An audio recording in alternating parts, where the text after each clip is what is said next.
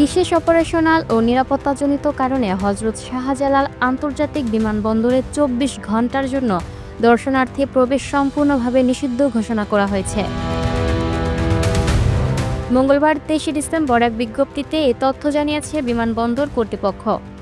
এতে বলা হয়, যাত্রী সেবা, বিশেষ নিরাপত্তা এবং অপারেশনাল শৃঙ্খলা বজায় রাখার স্বার্থে আগামীকাল ২৪ ডিসেম্বর সন্ধ্যা ৬টা থেকে ২৫ ডিসেম্বর সন্ধ্যা ৬টা পর্যন্ত বিমানবন্দর এলাকায় নির্ধারিত যাত্রী ছাড়া সব সহযাত্রী বা দর্শনার্থী প্রবেশ সম্পূর্ণভাবে নিষিদ্ধ থাকবে।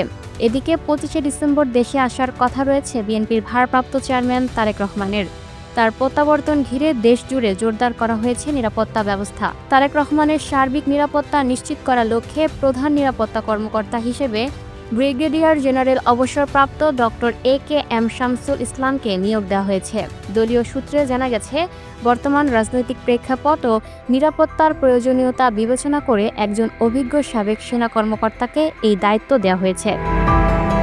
Lucky Akter, up to date news, Dhaka.